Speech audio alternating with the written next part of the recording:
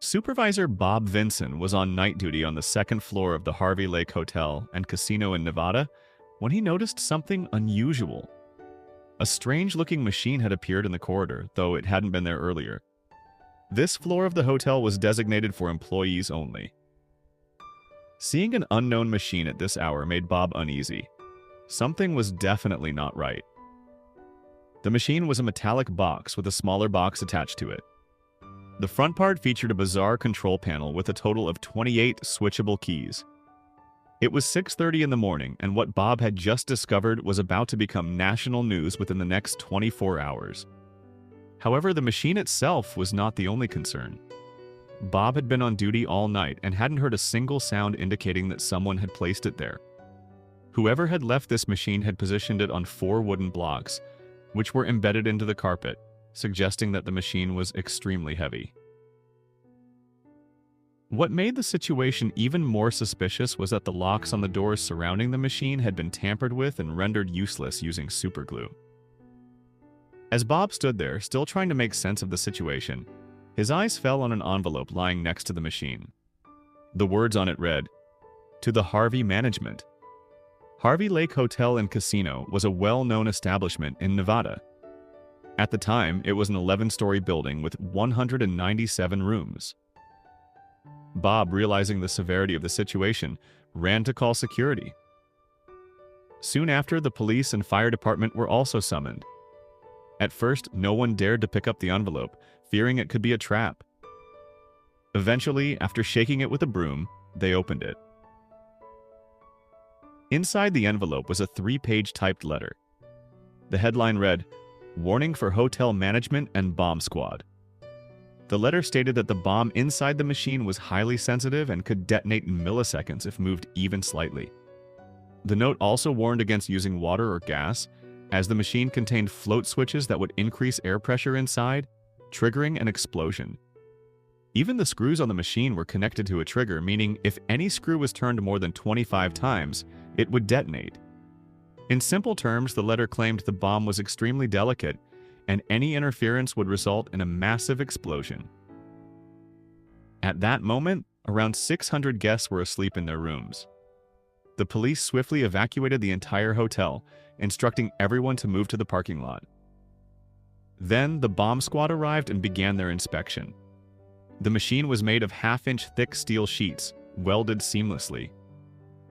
Any imperfections were covered using automotive putty, giving it a polished finish. Bubble levels were installed on all 4 sides, likely to ensure the machine remained balanced. All signs pointed to the chilling possibility that the letter's warnings were real. According to the letter, the bomb could not be defused by any means, not even by the person who built it. It was equipped with automatic timers that could only be disarmed through instructions provided by the sender within the next 24 hours. Law enforcement took the matter extremely seriously, avoiding any actions that could trigger an explosion. The bomb squad first searched for fingerprints on the box but found none.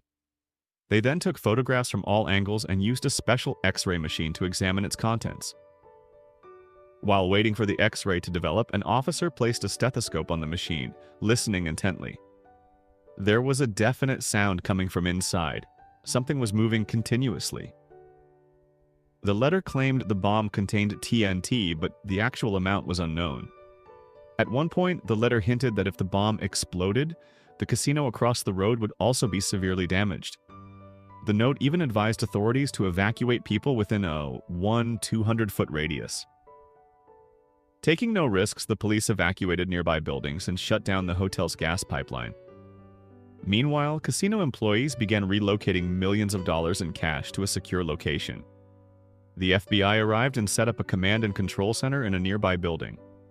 The expressions on law enforcement officers' faces made it clear that the situation was far more serious than it initially seemed. The letter also contained a demand. It asked for $3 million in cash.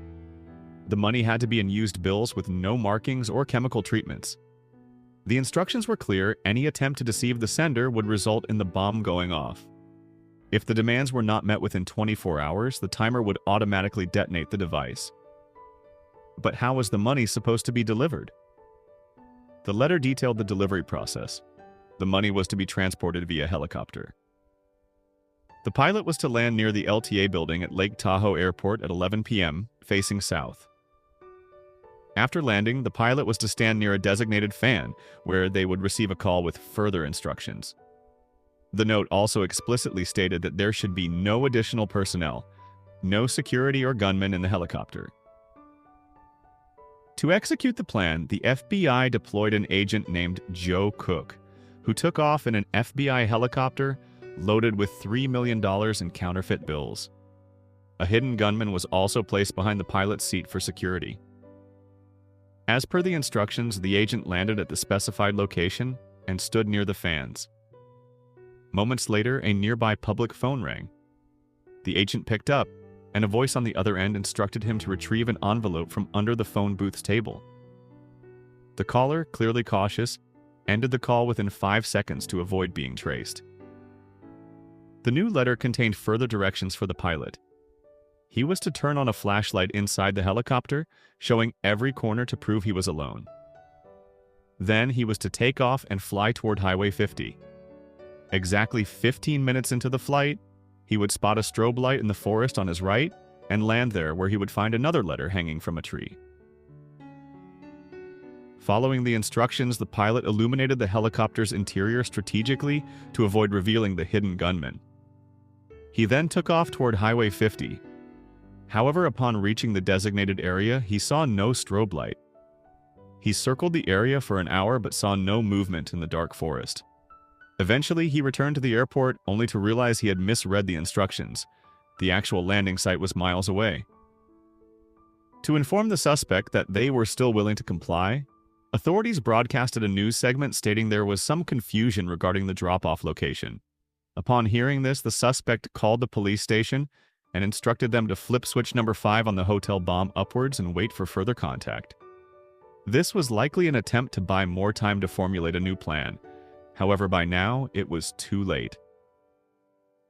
It was 6:40 in the morning.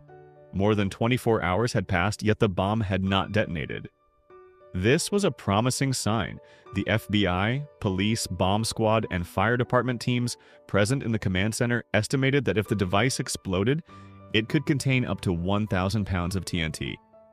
Their calculations suggested that while the explosion would destroy the interior of the floor, the hotel's structural pillars would remain intact. A decision was made. Authorities attached a controlled explosive to the device, aiming to disable the control panel with a small detonation.